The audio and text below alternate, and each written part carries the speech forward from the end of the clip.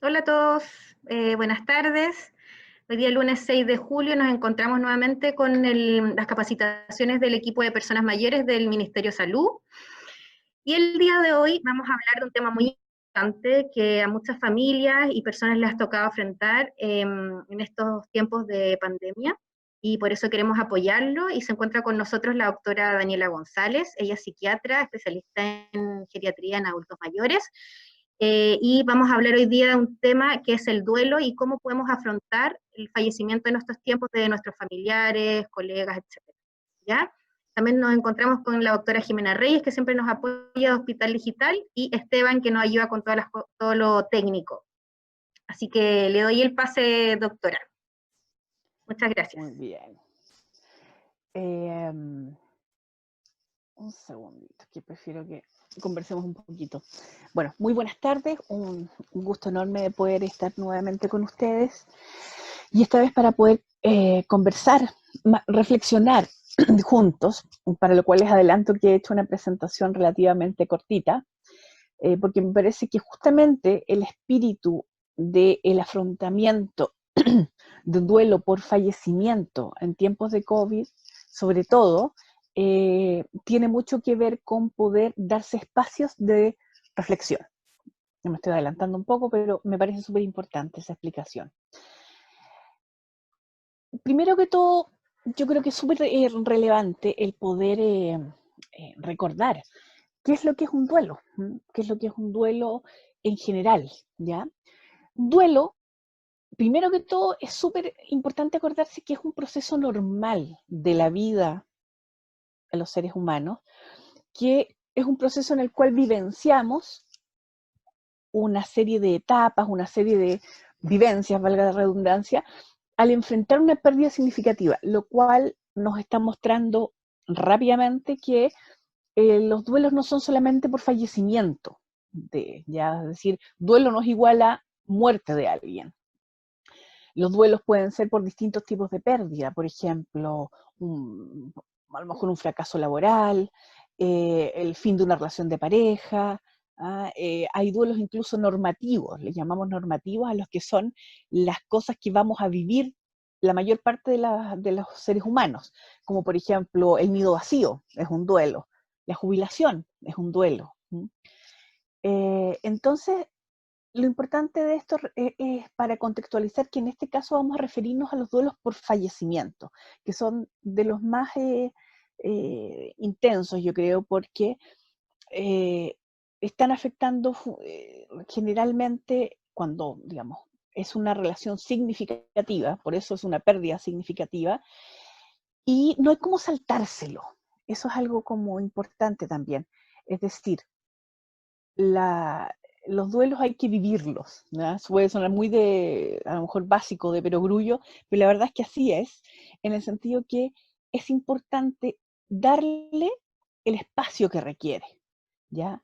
Eh, y algunas condiciones que son necesarias para atravesarlo de una manera lo más sana posible, ¿ya? Y que no se generen alteraciones que vamos a ver que pueden ocurrir cuando esto no es factible. Un duelo, esto en términos muy generales y en forma muy global, se genera entonces a partir de una crisis. En este caso vamos a referirnos a una crisis que implique el fallecimiento de alguien y además específicamente en este contexto de la pandemia del COVID, porque en este caso esta crisis, tal vez más normal de que alguien pueda fallecer, cercano, importante para nosotros, ocurre de manera relativamente inesperada. Es decir, en términos generales también ocurre la enfermedad, ya el agravamiento y luego la muerte de manera distinta, ya que la mayor parte de las veces. No quiere decir que esto no haya otras circunstancias en las cuales las muertes puedan ser muy complejas, como por ejemplo justamente muertes inesperadas por accidentes, ¿ya? Por eventos cardiovasculares, en fin, cosas inesperadas. Lo primero que ocurre es que al vivenciar la crisis, al enterarnos, en fin, tenemos una especie de estado de shock o bloqueo, ¿no? En la cual todavía no estamos siendo capaces como de reaccionar, ¿no? O si lo podemos hacer, va a ser de una forma muy intensa y sin poder controlar mucho lo que estamos sintiendo y reflejando. Luego ocurre una etapa muy normal también de negación, es decir, en la cual nos resulta en el fondo increíble el poder incorporar esta noticia, este evento. En general, luego viene una etapa de enojo, ¿ya? De rabia, de frustración, ¿ya? Porque empezamos a poder integrar la pérdida y a sopesar lo que eso significa. Y es muy normal que ocurran estos sentimientos de enojo, de rabia, de sensación de injusticia, y también digamos, el revelarse, es decir, esto no tendría que estar pasándome, no tendría que estar pasándonos. ¿Verdad?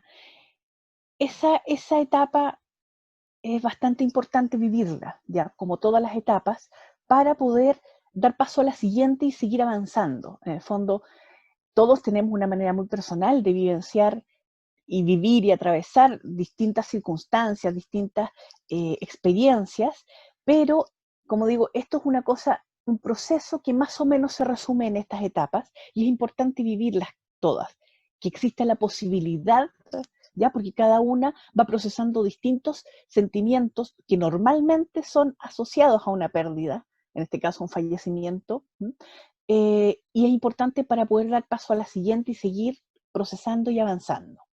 Luego vienen sentimientos, ya emociones, en fin, más cercanos a la depresión. No quiere decir que un duelo necesariamente tenga asociado un cuadro depresivo como lo que nosotros conocemos desde el ámbito más médico, más de la salud, que requiere tratamiento farmacológico, psicoterapia, en fin. Pero sí elementos que se asocian a esto, es decir, desánimo, cierto grado de desesperanza, cierto grado de dolor emocional, dolor psíquico, ¿ya? Del cual no podemos escapar porque en el fondo están reflejando la integración de esta pérdida que hablamos a nivel de lo que yo siento, ¿ya? Podríamos decir que a lo mejor la primera etapa, la parte del enojo, tiene más que ver cuando yo lo integro racionalmente, es decir, voy significando en mi mente, en mi parte racional, qué es lo que significa esta pérdida, esta muerte, este duelo. Y luego se integran más los elementos emocionales y ahí aparecen estas emociones cercanas a la depresión, que poco a poco van cediendo, ¿ya? Van haciéndose un poquito más suaves, de tal manera que ahora, en un proceso de lograr integrar lo que me pasa a nivel más racional en mi cabeza y a nivel más emocional, se va logrando un nuevo equilibrio que nos va llevando a la etapa de aceptación. Y finalmente, idealmente a lo largo del tiempo, ¿ya? Que no hay un tiempo tan definido para eso, de todas las experiencias de la vida es lo más sano lograr algún tipo de aprendizaje. A veces de las muertes complejas, injustas, pensemos tal vez, por ejemplo, cuando mueren niños, o personas muy jóvenes, en fin, cuesta más lograr encontrar esa aceptación y por lo tanto lograr sacar algún aprendizaje. Un aprendizaje no quiere decir necesariamente una lección, sino que simplemente a veces es el aprendizaje es el cómo lidiar ya en la vida diaria, está un poco como sobado el término de nueva realidad, nueva normalidad, pero así es. En el fondo, el cómo logramos integrar esta pérdida y seguir viviendo. ¿Y a qué le estamos llamando entonces un duelo normal? ¿Ya?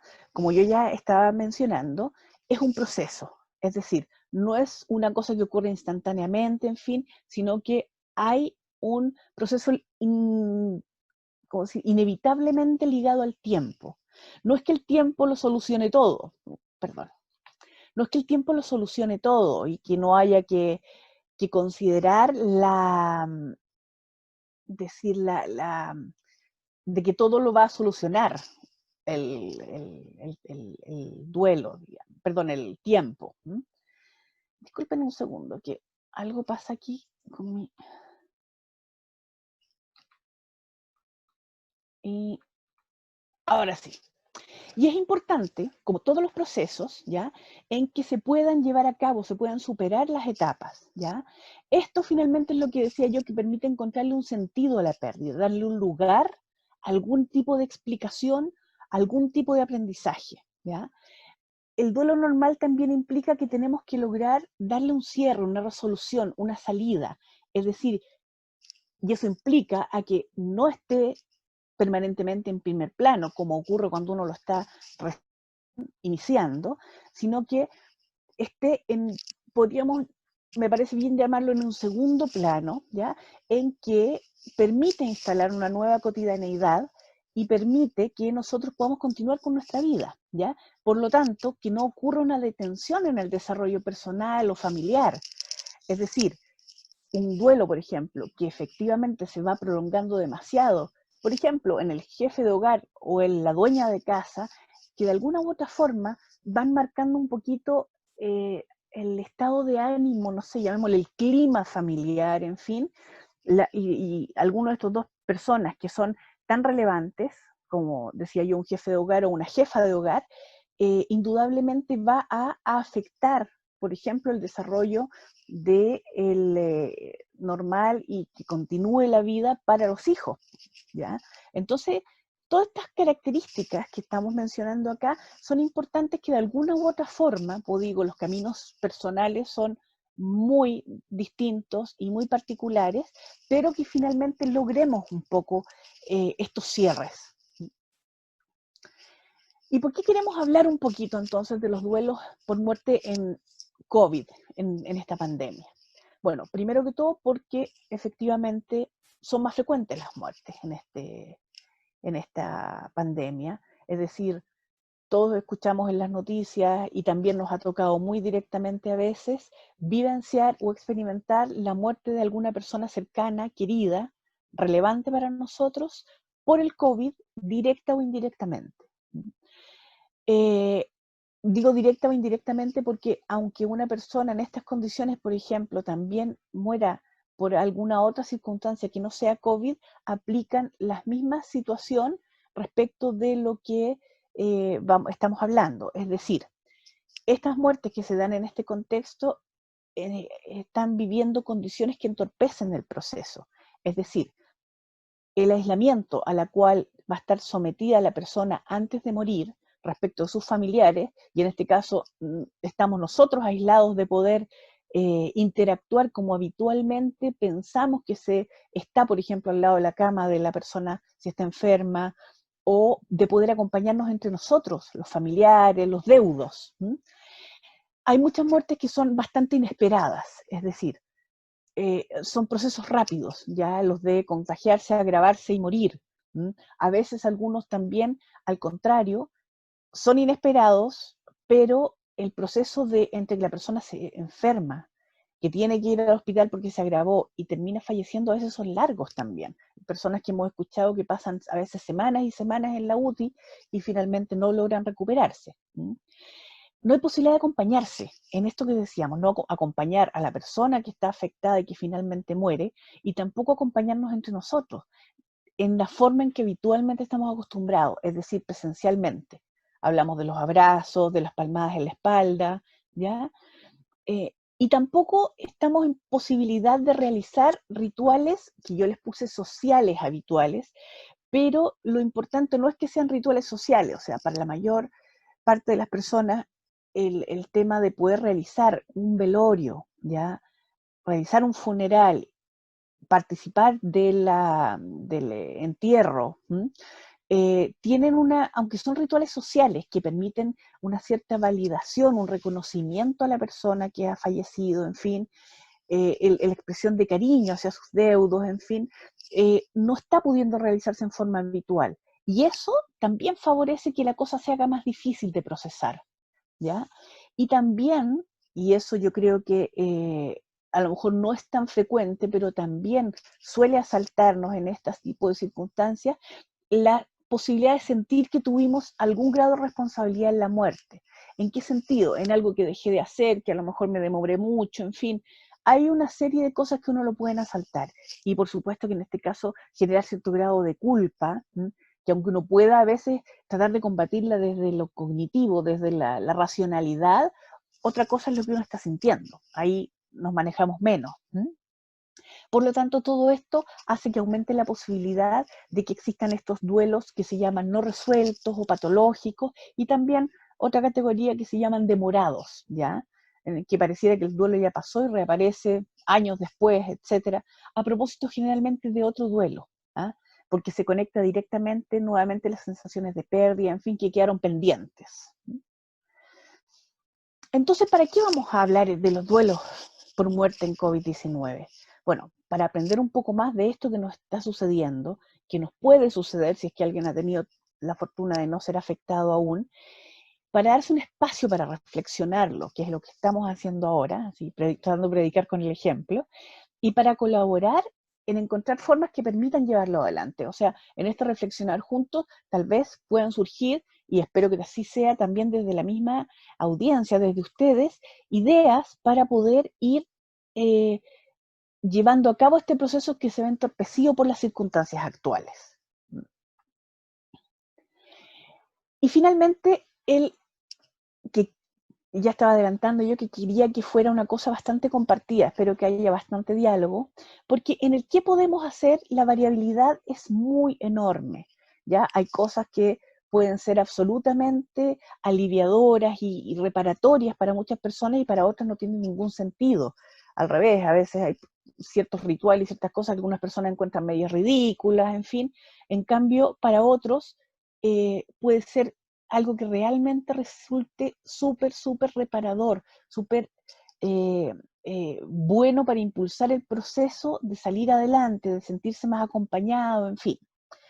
Entonces, de ahí sale la primera premisa, que es que tenemos que respetarnos a nosotros mismos y a los demás afectados, ¿ya? Es decir, cada uno va a tener una manera distinta de poder acercarse, ¿ya?, a la posibilidad de tener su duelo, vivir su pena, manifestar o no manifestar su dolor de la manera en que mejor se le da a cada uno. Entonces hay que ser respetuosos, ¿ya? Yo creo que también es importante en esa misma línea el poder construir rituales nuevos que reemplacen estos rituales que no podemos realizar, que son, decía yo, más bien rituales sociales, pero que vienen a ocupar a llenar un espacio, una necesidad de entregar cariño, entregar reconocimiento, el recibir apoyo, en fin. Y para eso es súper importante el lograr hablarlo, comunicarlo de alguna forma en que nos acomode. Hay personas que a lo mejor el hablar no les ayuda, los complica más. A otras personas necesitan hacerlo y eso es absolutamente necesario y respetable. Respetar las diferencias, respetar qué es lo que a mí más me acomoda. ¿Ah? Eh, pero en términos generales yo creo que es importante para todos de alguna forma poder comunicar nuestro dolor. A veces el concepto de comunicar es muy amplio, o sea, a veces de hecho el solo hecho de no comunicar está comunicando algo, ¿ya? Por lo tanto, lo usado en el sentido más amplio, ¿ya? Escribir, a lo mejor eh, hacer algún tipo de creación, en fin, y no apurar, ¿ya? Siempre se está como presente la premisa de que la vida tiene que continuar, ya que hay que salir adelante, que hay que retomar las cosas, pero eso es a nivel de lo funcional, de lo que tenemos que hacer, de lo que tenemos que cumplir. Yo creo que en general es recomendable poder tomarse una pausa, especialmente si la persona fue muy cercana y significativa, ¿ya?, para poder darle espacio a los sentimientos, pero por otro lado, también eso se puede continuar haciendo y en segundo momento es importante irlo pudiendo compatibilizar con el dejar esa pausa y comenzar a activarse y comenzar a retomar las cosas poco a poco, de tal manera de contribuir también a esta integración del duelo en nuestra vida, ¿ya? Darse los espacios cuando uno está tratando de retomar la vida para tener pena, para llorar, para acordarse y ir matizando con el retomar las actividades. Eso en términos muy generales es lo que yo les quería recordar, contar, en fin, y me gustaría poder empezar allá con el diálogo y la comunicación que nos ya hemos adelantado que es tan importante para lograr estos procesos de duelo. Muchas gracias. Muchas gracias, doctora. Voy a hay una dejar de persona, compartir sí, pantalla para que nos veamos todos. para verlos a todos. Sí. Ya, les sugerimos a todos los panelistas, los que están conectados, que nos puedan hacer las preguntas sin miedo, a que nos pregunten, acá estamos para poder guiarlos. Lupita nos pregunta, ¿cómo se maneja el duelo en los cuidadores de adultos mayores cuando quienes generalmente cuidamos somos la hija o el hijo? Bueno, bueno, entramos en materia inmediatamente, me parece estupendo. Ya, bueno, yo creo que para todas las personas perder a, a sus progenitores, uno o los dos, eh, marca un antes y un después, puede sonar medio relamido tal vez, pero la verdad es que es así. Es decir, yo desde mi experiencia profesional y personal también, les puedo decir que cuando uno pierde un progenitor siempre se queda huérfano, aunque tenga 60 años o 100, no sé. Por supuesto que tiene otros matices, ya no es lo mismo, digamos, quedarse huérfano, digo yo, a los, en la niñez, en la juventud o en la adultez que después. Sin embargo, uno siempre se queda huérfano. ¿A qué me refiero? Que es una pérdida tan significativa, ¿ya? En la cual hay muchas vivencias asociadas. O sea, ya solamente estoy hablando del perder a los padres, padre, madre, en fin. Eh, uno, primero que todo, ya generalmente queda, y no es menor eso, queda en primera línea, es decir, entre comillas, por la vida, por la historia natural de la vida, al que le toca morirse a la generación que va quedando, que son, en este caso, los hijos. Entonces, de por sí ya es un proceso complejo, cualquier muerte es un proceso complejo.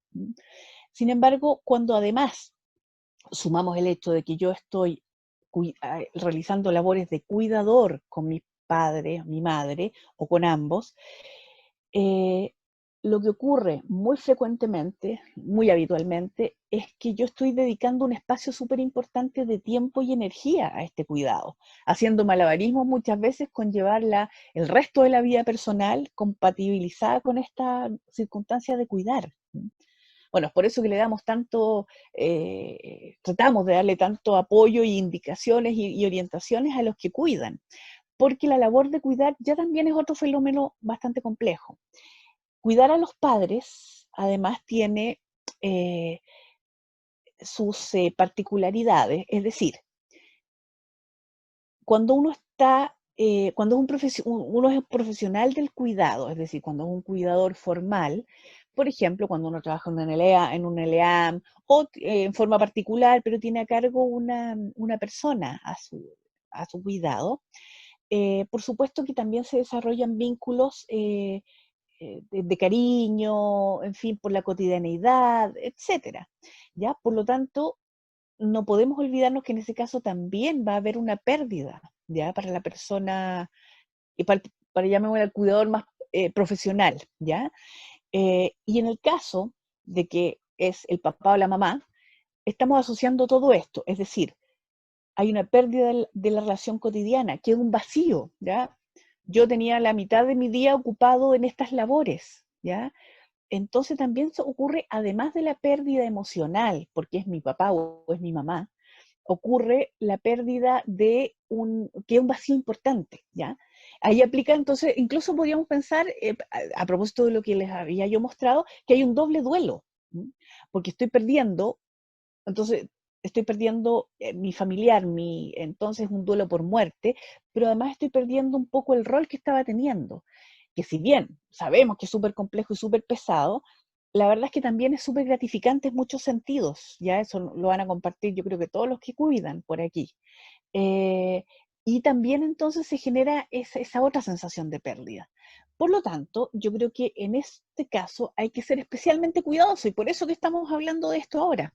Es decir, va a haber un proceso doble necesario de reparación, de vivenciar el duelo, ¿ya? De poder llorar a mi padre, pero también de ver qué voy a hacer con este tiempo y estas energías que yo estaba dedicando a este cuidado.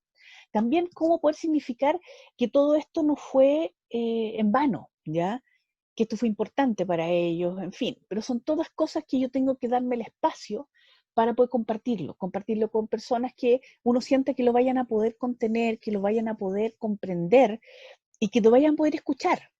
Uno no necesita que digan, no, mira, si ahora él está mejor, en fin, por supuesto que eso, todo el que lo dice con la mejor intención.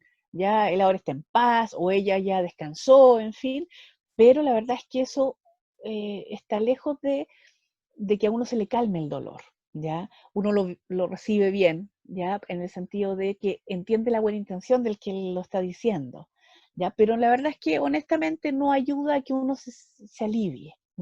Por lo tanto, el alivio en llorar, el alivio en poder conversarlo y patalear un poco, en fin, darse espacios para poder tener todas estas vivencias, es más necesario todavía en el caso de que yo perdí al que estaba a mi cuidado y que además era mi progenitor. Doctora, mira, acá hacen una pregunta y lo podemos asociar quizás o sea, nos hacen nos cuentan un poco la experiencia y nos preguntan, o nos dicen que desde el Hogar Buen Samaritano, dice, en esta situación de pandemia, para muchos va a ser difícil superar un duelo, ¿ya? Por perder un ser querido por COVID. Eso lo podemos asociar a más que nada a la pregunta, que en este sentido, ahora el duelo, aparte de ser algo difícil de afrontar, en estos tiempos de pandemia ya no se pueden ir a los funerales, no podemos despedirnos, entonces se vuelve un poco más duro y un poco más triste quizás para afrontar a la familia. ¿Qué como consejos podemos dar frente a eso? Porque es un tema difícil de De manejar. manejar. Sí. Bueno, yo creo que hablando, digamos, del tema de muertes, de duelos, en fin. Bueno, justamente como veíamos en la pequeña presentación, una de las problemáticas principales es que no tenemos la posibilidad, como decía un amigo incluso, de despedirnos como la gente, ¿ah? Porque resulta que a la persona normalmente que se muere por COVID o se muere rápidamente y no se alcanza a hospitalizar, en fin, entonces ocurre una muerte inesperada, o si se logra hospitalizar y recibir los tratamientos y todo, no la vimos nunca más. O sea, la persona ingresa en un sistema de aislamiento, de protección, evidentemente, pero el tema es que para efectos prácticos uno no lo ve más hasta que le comunican que la persona murió. Entonces, yo creo que el duelo empieza, y es un duelo medio parcial, medio raro, desde que la persona la hospitalizan, porque no están hospitalizando a cualquiera, están hospitalizando a las personas que están graves, que hay que hacerles cosas que no se pueden hacer ambulatoriamente o en hospitalización domiciliaria, en fin. Por lo tanto, no estamos hablando, o sea, estamos hablando de una persona que ingresa probablemente en hospitalización con alto riesgo de morir ahí, ¿ya? Entonces, cuando eso ocurre, primero que todo, se confirman nuestros peores temores de cuando se inicia el proceso de hospitalización, en fin, y, y se nos confirma lo que nosotros ya casi todos sabemos, que es que lo más probable es que a menos que sea un familiar muy directo, ya no vamos a poder acompañarlo en un rito funerario, no va a haber velatorio, no va a haber abrazos, no va a haber un ataúd sobre el cual llorar, no sé cómo decirlo de otra forma. Si vamos a ir al cementerio, digamos, si tenemos la posibilidad por ser un familiar muy cercano, va a ser, digamos, bajo ciertas normativas súper complejas, manteniéndose alejado del féretro, en fin. Entre los mismos deudos, no, a menos que vivamos en la misma casa, no vamos a poder abrazarnos y llorar juntos, en fin, por razones sanitarias, y eso lo hace súper difícil.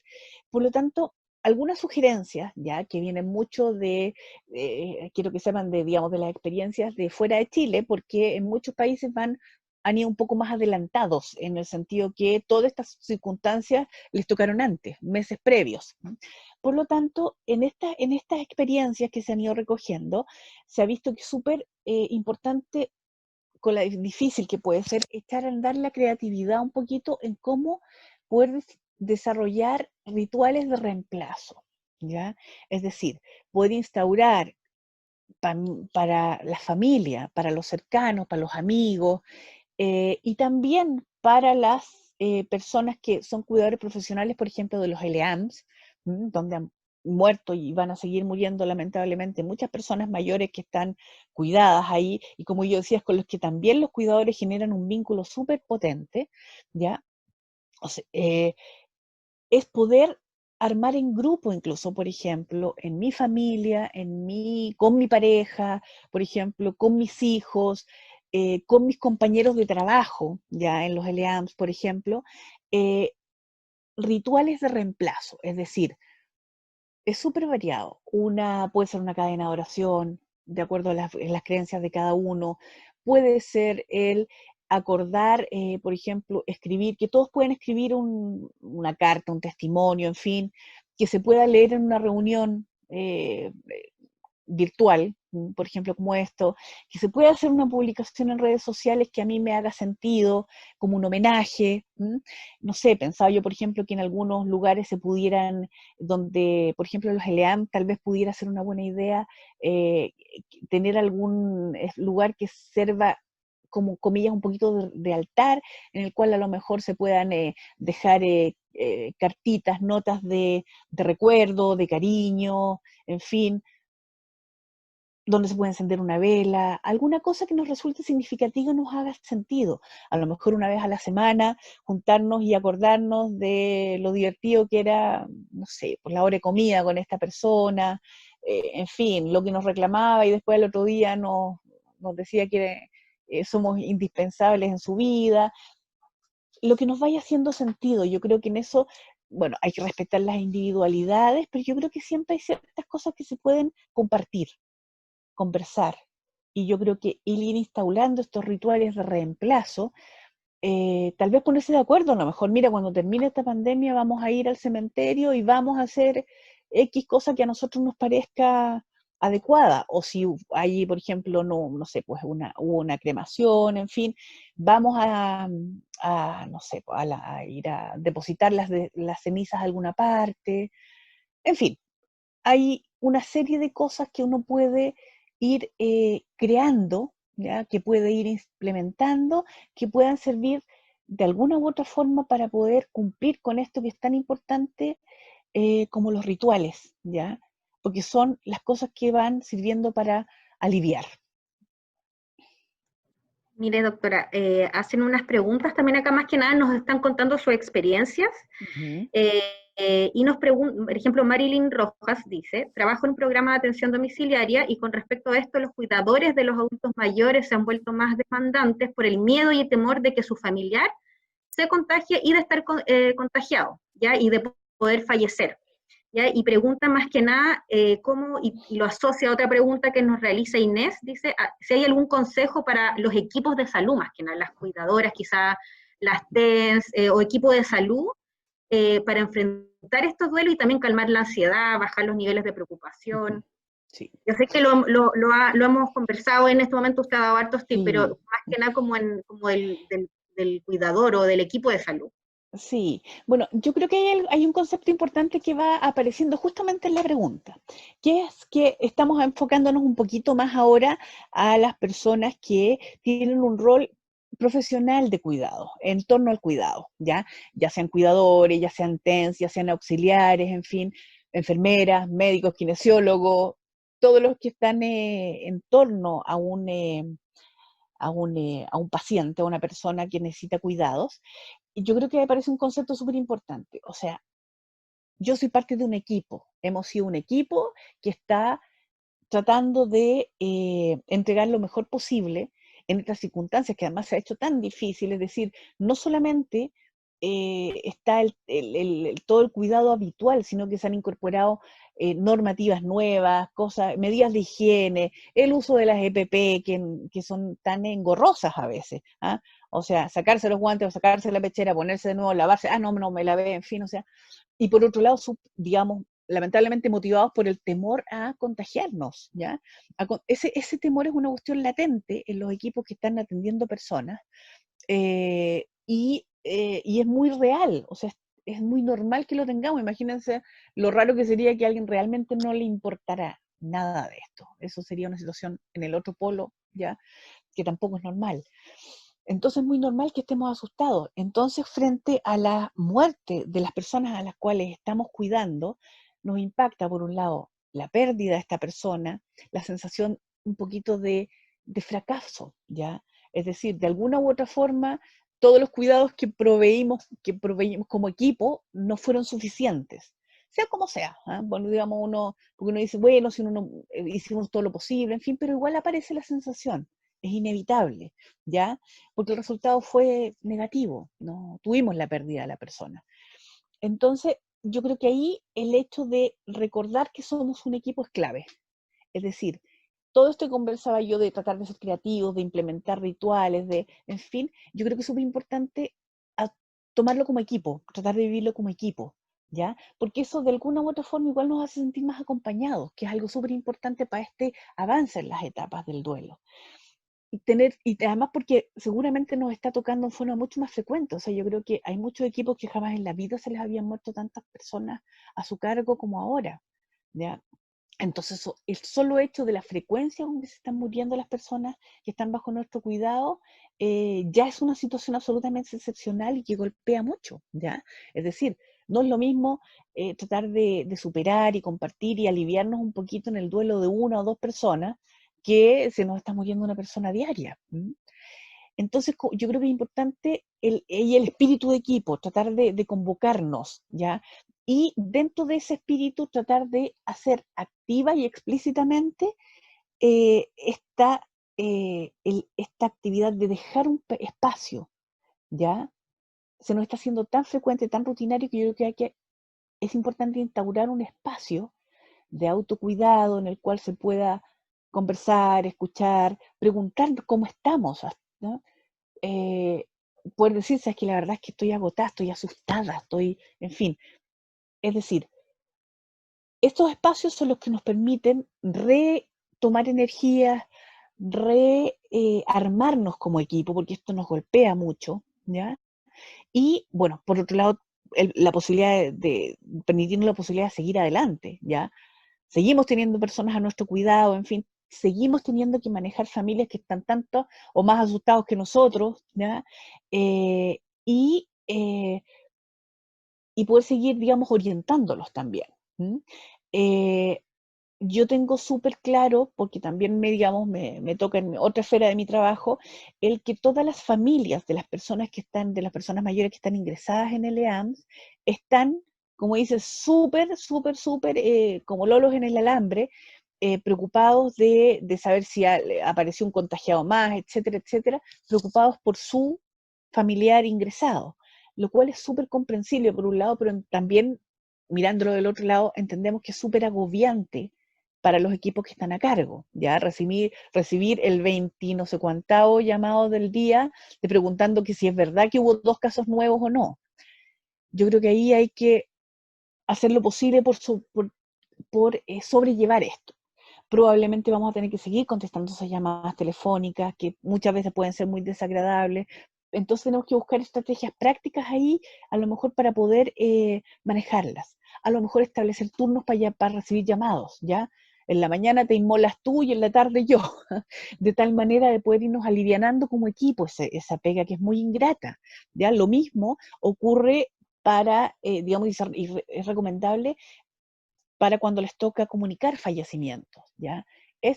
Comunicar el fallecimiento de una persona que está bajo el cuidado nuestro es tremendamente estresante y difícil, ¿ya? Desde, como decía yo, que hay vínculos de cariño con la persona que estamos cuidando y que murió, hasta el tener que recibir a lo mejor más de alguna vez alguna pachotada, alguna, digamos, expresión muy agresiva de la persona que recibe la información, ¿ya? Entonces yo creo que es bueno poder alternarnos, ¿ya? Poder irnos reemplazando, en fin, eso es una buena idea. Y poder también, desde la conversación, en este espacio que estamos sugiriendo que se den los equipos, a lo mejor diseñar estrategias para poder ir dándonos cuenta y poder implementar las mejores maneras de comunicar. A lo mejor nos damos cuenta que hay cierta forma de comunicar y de escuchar o de contestar que favorecen más que haya una buena recepción o por lo menos que no sea tan complejo. Todas esas cosas en un espacio especialmente diseñado para eso. Esa es la recomendación. Doctora, voy ahora yo con una pregunta. Pensando sobre todo en los equipos de salud, incluso en los mismos cuidadores o gente que está en los ELEAM, ¿cómo reconocer o cuándo un duelo empieza a ser patológico? ¿Cuándo ya no es normal sentir la pena? ¿Hasta cuándo uno dice, bueno, esto está pasando para otra cosa? Ya no es el duelo común y corriente. A ver, hay cosas importantes ahí que son de mencionar ahora. Hay una serie de criterios, en fin, que no son tan absolutos, ¿ah? Para poder decir, mira, en realidad este duelo ya es patológico, ya está detenido, en fin, que son, por ejemplo, las características que habíamos visto en la presentación. Por ejemplo, que un duelo se instale y la persona no le permita hacer nada más, en fin, de ahí para adelante, por harto tiempo, en fin. Eh, el, Insisto nuevamente que el duelo es un proceso súper personal, ¿ya? Es decir, y es súper válido vivenciarlo de distintas maneras, ¿m? Eh, y en distintos tiempos también. Todos tenemos procesos distintos. Y lo más probable es que en esta etapa, al menos, por lo menos me atrevo a decir desde que empezó esto hasta final de año, más o menos, digamos, hablando de varios meses, es muy difícil catalogar un duelo de patológico, ¿ya? O de anormal. Como digo, a menos que sea una cosa muy, muy, muy intensa. Es decir, todas las reacciones están más o menos dentro de lo esperable. ¿Qué es lo que puede ser, pero teniendo en cuenta esto que estoy diciendo, que en el fondo probablemente un duelo activo de aquí hasta final de año es algo absolutamente dentro de lo normal? Sin embargo, si este duelo no nos permite volver a trabajar en meses, no nos permite hacer nada sin poder llorar, sin ponernos a llorar, digamos, de una manera en que no nos permite interactuar, etcétera, o si este duelo de frentón empieza a tomar un cariz muy depresivo, muy desesperanzado, en lo cual lo único que yo digamos, quisiera es morirme con la persona que se murió, ¿ah? Morirme también, en fin, es, y no logro salir de ahí, ¿ya? Y esto se mantiene y se mantiene y se mantiene, yo creo que eso es una señal de alerta, ¿ya? En la cual se debe, yo creo, cuidadosamente sugerir a la persona, a sus familiares, en fin, que está requiriendo un apoyo probablemente profesional. Ahora, sugerir una evaluación profesional puede no tener, digamos, puede ser que el profesional lo evalúe y diga, no, mira, en realidad esto es normal, ¿m? Esta persona es más intensa o qué sé yo, pero yo creo que nunca va a estar de más. Es decir, en este caso, si tenemos la sospecha que algún compañero de trabajo, algún familiar nuestro, en realidad este duelo lo está poniendo en riesgo de alguna manera, ¿ya? En riesgo de a lo mejor hacer un intento de suicidio, en riesgo de tomar una decisión eh, apresurada, ¿ya? Por ejemplo, renunciar a su trabajo. Yo no me dedico más a esto, ¿ya? Puede ser una decisión válida también. ¿Ah? Todas las experiencias en la vida uno lo deben hacer reflexionar respecto de cuál es el camino que está siguiendo. ¿Ah? Es decir, eh, y ahí a lo mejor me voy a atrever a darles una mini anécdota personal. Yo cuando entré a estudiar medicina, una de las cosas que me gustaba mucho, mucho, mucho era pediatría, ¿ya? Y cuando pasé por pediatría, me tocó lamentablemente, o a lo mejor afortunadamente, pasar por oncología pediátrica, que no le toca a todos, ¿ya? Porque, eh, y entonces, y después de eso, por el servicio se llama infecciosos, que eran, ¿ya? Bueno, resulta que cuando estuve en oncología, vi varios niños, muchos niños que se estaban muriendo de cáncer, que están en tratamientos, quimioterapia, en fin, cosa que ya me hizo cuestionarme cómo podía manejar yo el dolor y la muerte de niños. Eh, y resulta que con muchas dudas al respecto todavía me tocó la rotación siguiente, en que todos estos niños que están en psicoterapia, muchos llegaron con infecciones por las bajas defensas por la quimioterapia, y varios de ellos murieron. Entonces la verdad es que fue una experiencia súper fuerte con respecto a la muerte, ya en este caso de mis pacientitos, que me hicieron darme cuenta que en realidad probablemente esto iba a ser demasiado, demasiado, demasiado para mi vida profesional al diario. ¿No? O sea, el sufrimiento de niños y la muerte de niños parece que me daba vuelta. Por lo tanto, fue un aprendizaje. Entonces, de este mismo modo también puede ser válido que sea un aprendizaje para alguien decir, sabes que la verdad es que esto a lo mejor no es para mí. Sin embargo, también una decisión apresurada ya puede hacernos a lo mejor dar un paso que al final nos cueste mucho cambiar, recuperar, en fin. Por lo tanto, frente a la duda, yo creo que lo mejor es sugerir una evaluación. Si una evaluación va a ser incluso a lo mejor tener otro plus de otro tipo, a lo mejor un consejo de otra esfera, en fin, y eventualmente a lo mejor algún medicamento que nos le permita aliviarse un ratito para poder seguir adelante. Yo creo que esa es más o menos la línea. Super doctor, acá nos preguntan, aprovechando que está usted, preguntan, quizás no tiene mucha relación con el duelo por fallecimiento, pero preguntan más que nada sobre el duelo de quiebre laboral, que igual lo conversó recién, pero por ejemplo en el caso de una separación matrimonial, que ha pasado, creo que ha aumentado la tasa de separaciones, en este tiempo de pandemia, quizás por las cuarentenas, etcétera. Le están preguntando si algún consejo que pudiera entregar usted. De acuerdo, sí. Bueno, efectivamente toda esta situación de pandemia, ¿ya? Todos sabemos que nos ha afectado en distintas esferas de la vida, ¿ya? Bueno, y ha pasado, digamos, que esta convivencia intensiva, sin mucho respiro, o sea, hay muchas familias que están en convivencia casi permanente, ya sin que los niños vayan al colegio, en fin, sin que la persona salga a trabajar, muchos están teletrabajando, y que además está coartando los espacios de recreación, de respiro, ¿ya?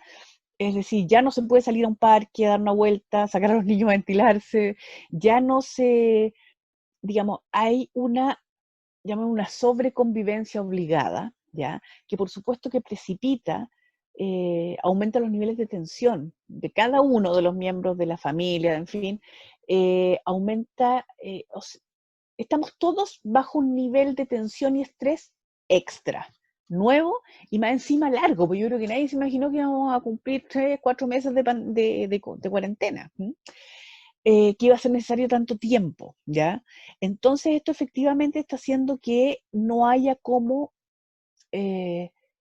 soslayar, cómo postergar a lo mejor ciertas situaciones que estaban a medio filo, como por ejemplo a lo mejor unas dificultades de pareja, en fin, dificultades relacionales de distinto tipo, viéndonos las caras 24/7 se hacen inevitables y bueno, y efectivamente yo no sé si ha habido un aumento de las separaciones, porque por la misma cuarentena no es posible mucho llevarlas a cabo a veces, pero además de eso, sí hay quiebres, o sea, sí hay más quiebres, más peleas, en fin. Lamentablemente también había aumento en lo que es situaciones de violencia intrafamiliar. ¿Ah? También, llevándolo un poco al tema de las personas mayores, también ha habido un leve aumento de los casos de denuncias por maltrato, en fin, que yo creo que habla de lo superado que puede estar cada parte del sistema de cuidados, cada parte del sistema familiar. La sociedad está en crisis y esta cuestión no podemos olvidarla, porque uno trata justamente de ir incorporando actividades, en fin, que tiendan a la normalización o a esto de que la vida tiene que continuar, ¿ya? Pero, y eso a veces nos hace un poco olvidarnos de lo excepcional, a lo excepcionalmente estresante y exigente de esta situación. Entonces, yo creo que dentro de lo que podrían ser consejos, ¿ya? Es, por un lado, yo creo que es importante darse espacios para hablar, por ejemplo, dentro de las familias, entre las parejas, ¿ya? Con los hijos, eh, con los amigos, ¿ya? De lo difícil que es, ¿ya? A veces uno, cuando ve el ejemplo de alguien que está pudiéndoselas con todo, aparentemente, como que uno le da vergüenza decir, chuta, yo no estoy siendo capaz, no me la doy, estoy que tiro la esponja, o la he tirado 3 veces y la he tenido que agarrar de nuevo, en fin. Yo creo que no, yo creo que eso es una cosa que hay que perder un poquito el pudor, no sé si es la vergüenza, porque no creo que sea una cosa para la cual avergonzarse, por eso hay que perderla, en comunicar de que uno se siente muy complicado, que está muy exigido, que está muy al límite, que se siente agotado. Que si de repente, por ejemplo, a mis hijos, a mi pareja, a mis padres, en fin, yo en un momento les contesto mal o les grito, qué sé yo, si en un momento después me doy cuenta que la embarré, darse la vuelta y decir, ¿sabes qué? Parece que estoy demasiado tensionado, demasiado estresado, discúlpame, ¿ya? Esas cosas son necesarias, ¿ya? Porque si no, además se va acumulando una mala onda que nos va distanciando, a pesar de es como lo emocionalmente nos va alejando, a pesar de lo amontonados que estamos. Lo mismo, dentro de los equipos de trabajo, ¿ah? Todos estamos súper tensionados por la cuestión de que no me equivoque, que tenía que limpiar, que no me saque los guantes, que no, en fin. Y eso también hace que las relaciones interpersonales en el trabajo se tensionen, sobre todo frente a situaciones en las cuales yo siento que alguien a lo mejor se está producto de una acción o de una omisión, poniéndome en riesgo de contagiarme o de hacerme la pega más compleja, en fin.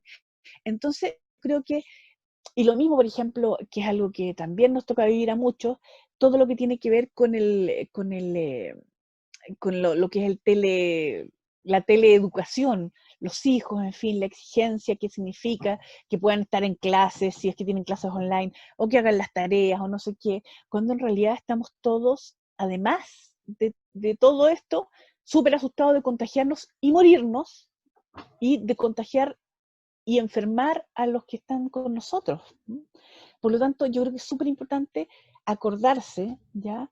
Que en este momento tal vez sea un mal momento de tomar grandes decisiones, porque en crisis uno no está en condiciones de tomar buenas decisiones, nos podemos equivocar grandemente, y de tenernos un poco de piedad, empezando por uno mismo y siguiendo por el que está al lado, ¿ya? O sea, si yo me tengo piedad y me doy cuenta y acepto el nivel de cansancio, de estrés, de exigencia bajo la que estoy, por la pega, por la familia, etcétera, por temas económicos, ¿ya? Tantas cosas, eh,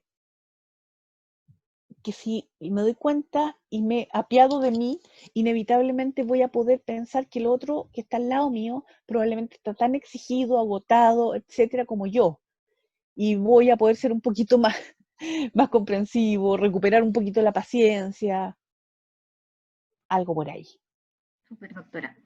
Como para finalizar e ir cerrando, agradecer a todos los que nos pudieron compartir, los que nos hicieron preguntas, y más que nada como resumir y quizás como entregarle a la gente que está conectada, que dijo una frase que dijo que la sociedad está en crisis, y es verdad, no solamente en Chile, sino a nivel mundial, y quizás apiadarnos de cada uno de nosotros, sino que normalizar, entre comillas, de que es normal sentir pena, es normal sentirse angustiado, estamos pasando por momentos súper difíciles, a algunos les ha tocado mucho peor que a otros, así que los que no les ha tocado agradecer de que uno está sano, etcétera.